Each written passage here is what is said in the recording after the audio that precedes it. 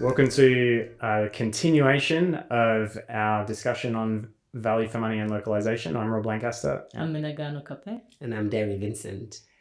So in the last episode, we covered a number of points on this topic that has myriad dimensions to it that could take days to unpack, and maybe there are other spaces where we can explore that. So let's pick up from where we left off and see what more we can dig into in relation to localization and value for money. So I'm the one with a child amongst you here at the table. When you have a child, you exercise certain patience, and that element is what I feel like that it's needed in South Sudan with international organization and the UN. They have to be really patient with us because it's, as you say, it is very painful to go through some of the processes. It's not quite easy. So we really need to be very patient in a sense. But then also there is also the expectation of the donor world where the donors wanted, let's say a consultant is sent to do X number of things. There has to be some sort of understanding of how much are you cramming into that contract or the TOR to be done. Rather than having two or three things, if you can achieve 2 or 3 things, and this is bringing the question of value for money. If you can achieve 2 or 3 things, and initially you had 10 things and you achieved 2 properly, for me, I would consider it as it's a success. Rather than saying, what's the word, I want to just tick the box so that I have 15 things in my contract and I need to take care of all of it. That's not the way. And I think that's the question of flexibility, right? Yeah, exactly. Like really, we need to be very flexible in our approach, but also workspaces at all level. It has to be open enough, but there should be openness to give and receive feedback. And I mean, I don't know how it works in different institutions, but I think that is also very important to address the question of the power dynamics within institutions, and at what point does the voice and the ideas and the concerns of the national staff will come on board. So I think institutions need to work much on that. And I think it's also the same with the government, right? We have talked about how in most cases they don't have a lot of say in some of the agreements that they have with some of these international organizations. So how can they push back? Even if it means we're going to lose this funding, but how can we insist as institutions of government in some of the things that are important to our ministries? This is what we want, and this is what we think. Not this is what we want, but this is what we think is important to our institution, and really insist on some of these things. I think it's important. Yeah, and feeling free to like fundamentally push back, because even what you were saying, David, is situated in the current kind of approach of getting consultants with CLRs and stuff. But what if a ministry was to say, okay, let's see the budget that you've got for this consultant. Okay, that's 200,000 for, or whatever it is, for the as a package for the next year or 18 months. Actually, we'd like that 200,000, and what we want is a consultant, a facilitator for 2 days that we can do a participatory budgeting process to work out how we prioritize and so forth. Because arguably the advisor inline model has failed. So, which comes back to also how the extent to which organizations of any sort are required to explain how their approach they're taking learns from the past and shows a credible theory of how it's going to get where it's trying to go, that doesn't just repeat the cycles of the previous engagement on some theory that eventually it'll work if we do it for long enough. And I think in most cases, there are really opportunities to dwell on national consultants that can be much cheaper than the international consultants, right? And I am one person who believes that within South Sudan, there are people with skills that can match up the skills that the internationals are bringing on board. So I think it's also one way for example, the government institutions to really push for national consultants, especially in areas where they know this set of skills is available in country, or even if it's someone from from the region, it's a bit cheaper. Yeah. I would be quite interested to a donor who would be able to fund a conference that brings the national and international together and have an open dialogue on how we work. I think that would be quite interesting. And to achieve that, there has to be some certain level of honesty. Because I feel like even us today having a topic on this is quite important.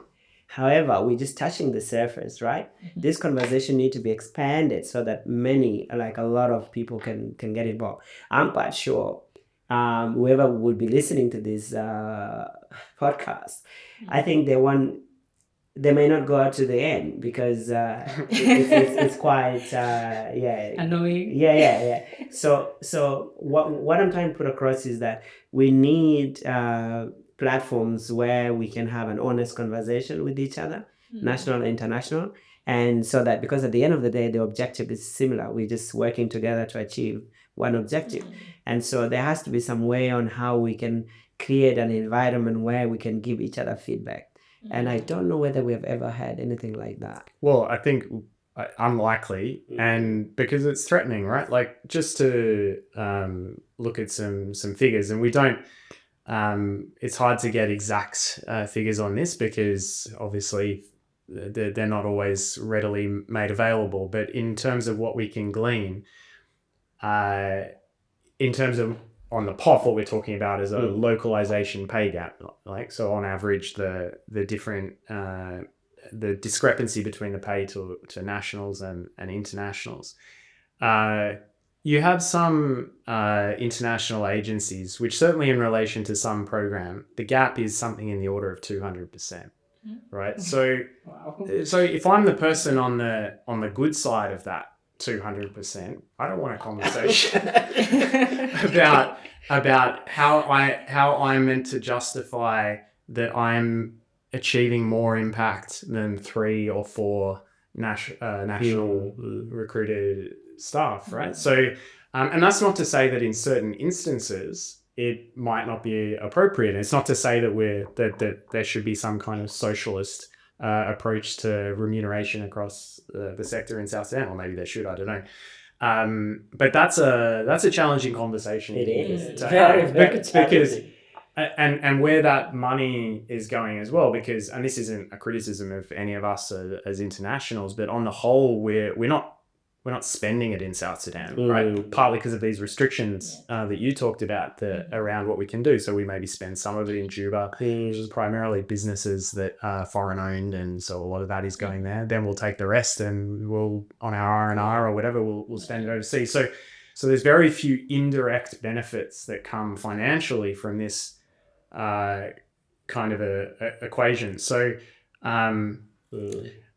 but I think it would be interesting to have, because in my experience anyway, South Sudanese are quite gracious, so they wouldn't be rude in that. You wouldn't be rude in that conversation, but there could be some pointed questions. And then the flip side we talk about intention is, if you look at the levels of remuneration, and notionally you said to people, okay, there's pressure in the sector, right? So there's going to be funding pressure on national NGOs, on all the rest of it. So we want to keep all our internationals, but we're going to cut all your pay in half.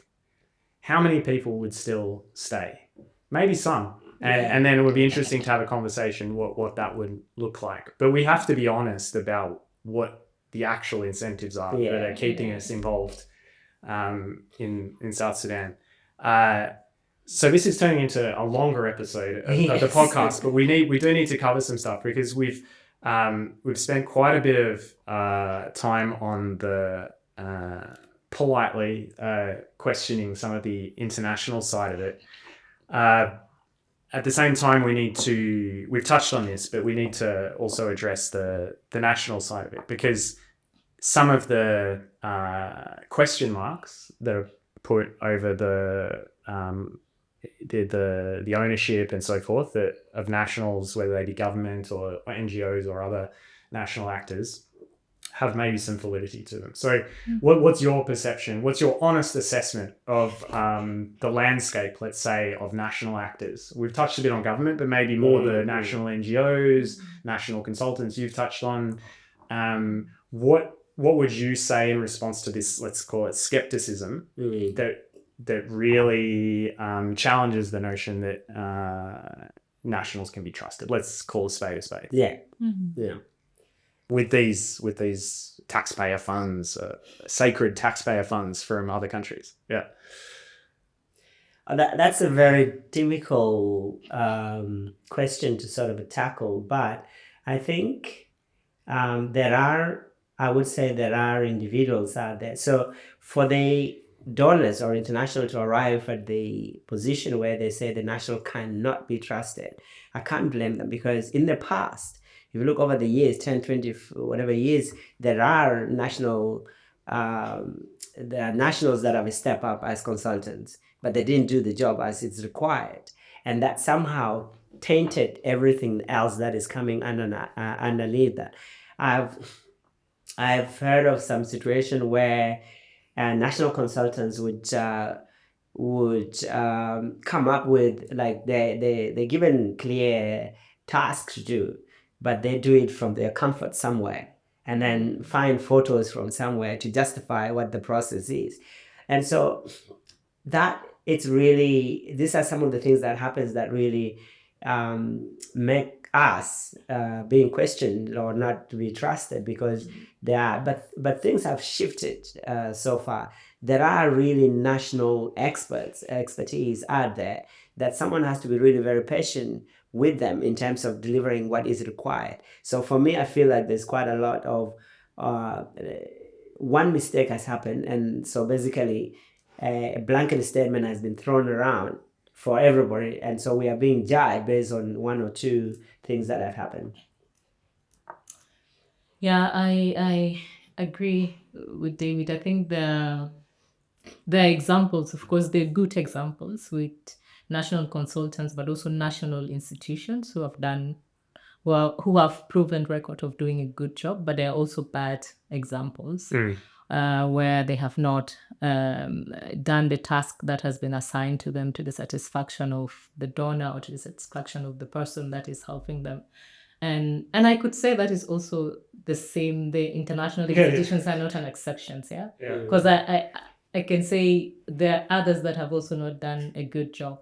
So I think the most reasonable thing to do is really to try to put safeguards when engaging with national organizations, maybe the same as when engaging with international organizations. What are the prerequisites that you put in place to ensure that the mistakes that happened in the past will not repeat itself again? So I think this is just one way. But also the other challenge that I have seen is the fact that there's so many national organizations at the moment. I don't know what the number is, but I remember sometimes back, someone was talking about 300 or even more. So that also, I think it's a problem in one way or the other, because there's limited resources that these over 300 to 400 institutions are competing for. Some of these institutions are briefcases, they're not really on the ground. So that also creates this reputation that, some of these institutions are not serious, how can we trust them, and whatnot. That is also another challenge around the question of national institution. I know the issue of gaps in capacity has been talked about more and more, but I wish the conversation would be specific to a point where, so that we're not just throwing a blanket conversation, oh, there are no capacity.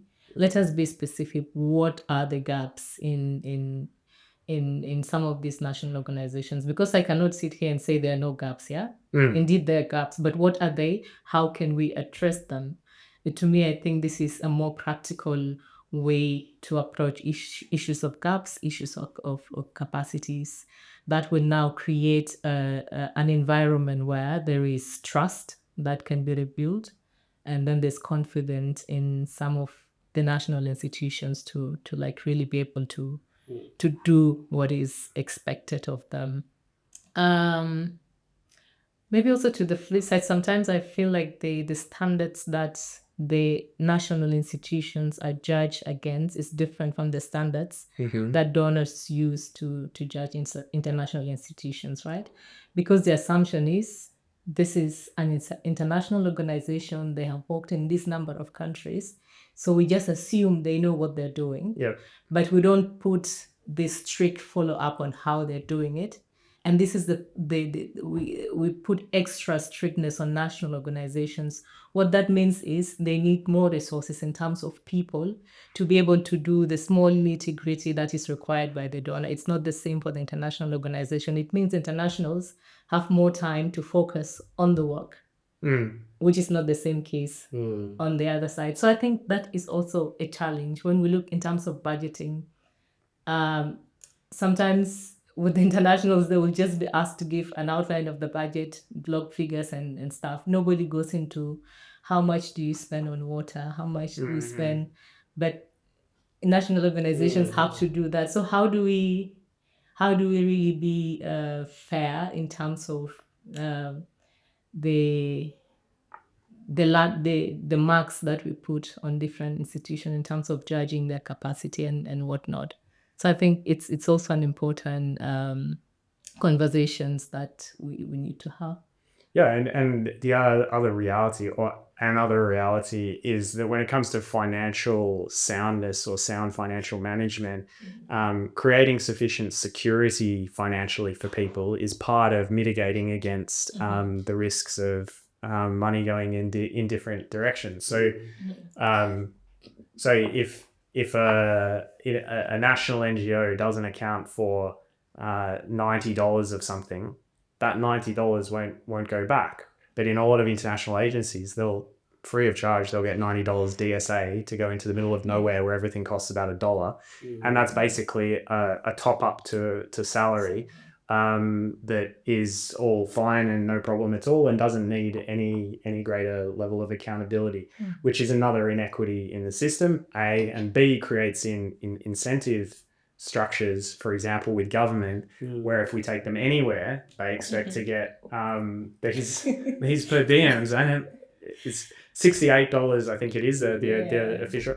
It may not sound like a lot, but when you multiply that enough times over enough number of days in enough locations, that's a lot of money. That's very someone's quickly. Salary. Exactly. Yeah. And so it creates also an incentive for government to just go and do random stuff, rather than giving them an incentive to be at a desk working on something that's conducive to the policy landscape of the country. Anyway, all of this stuff we could go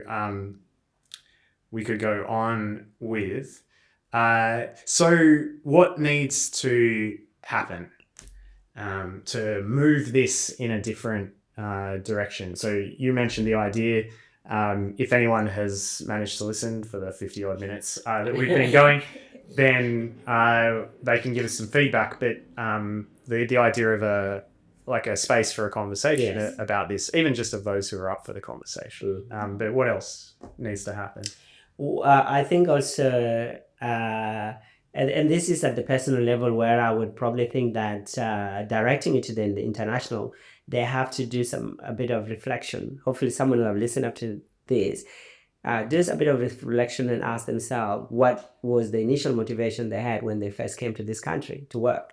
I think that will probably redirect them to the path, because initially the motivations were quite high. So that's one of the things at the personal level.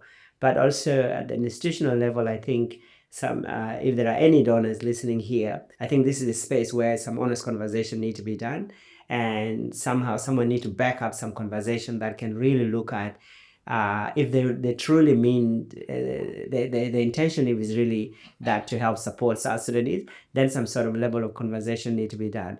And equally with the government and the national organization to see how best can we move forward so that we don't continue to waste resources, So something needs to be done quite immediately to sort of reshape or find a different path towards creating a more sustainable and sort of relying sort of a community that can take up their own, be responsible for their own issues, basically. I agree with some of the things that you have highlighted. I think maybe to emphasize more on the government, really, we need to work on the side of policies. that guides some of this engagement, because in most cases also national institutions or national staff find themselves where if there are issues that they want to raise that they think can be escalated to the level of the government, they don't get the relevant support or the policy backup to defend them within the institutions that they work in, which is such a problem. And sometimes it's not that the policies are not there, it's policy implementation that is lacking. So I think this is an important point that the government really need to look at.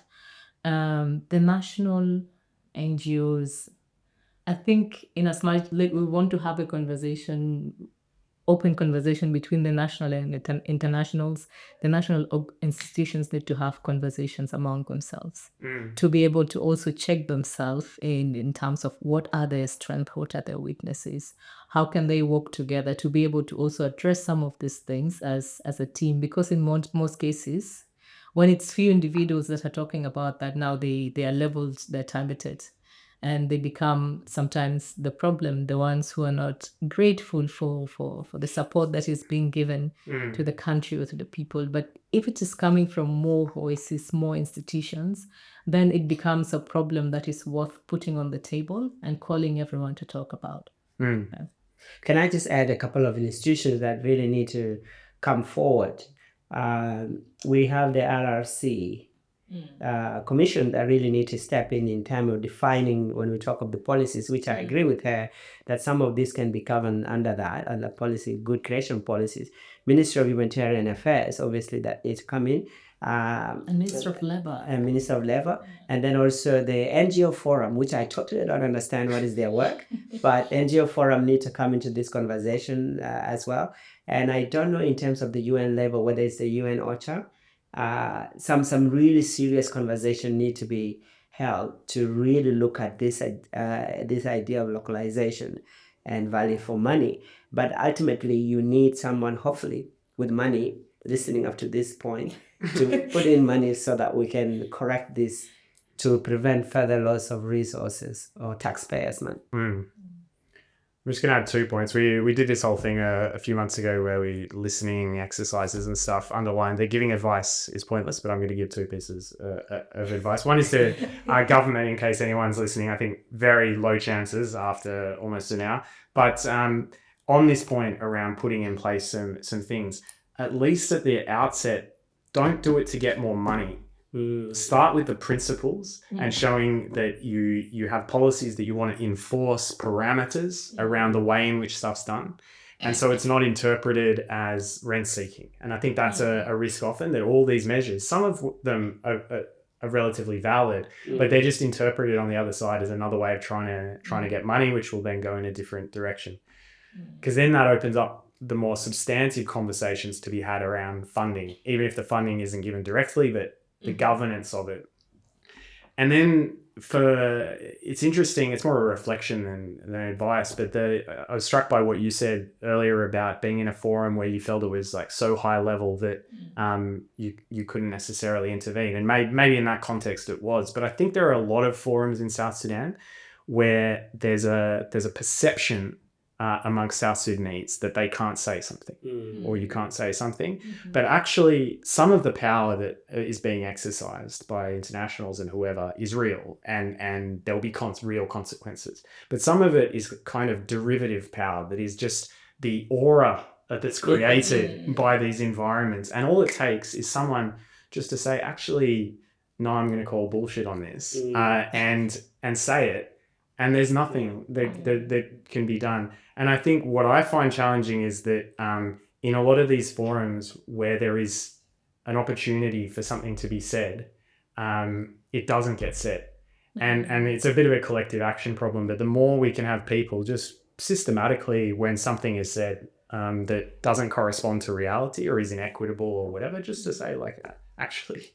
I can tell you a real example, not example, but just briefly, in opportunities where the national institutions heads or executive directors, there are places where they would easily say something, but they don't. And one executive director of national organization told me, if I say, I know I could say something, but if I say it, then they will victimize my organization.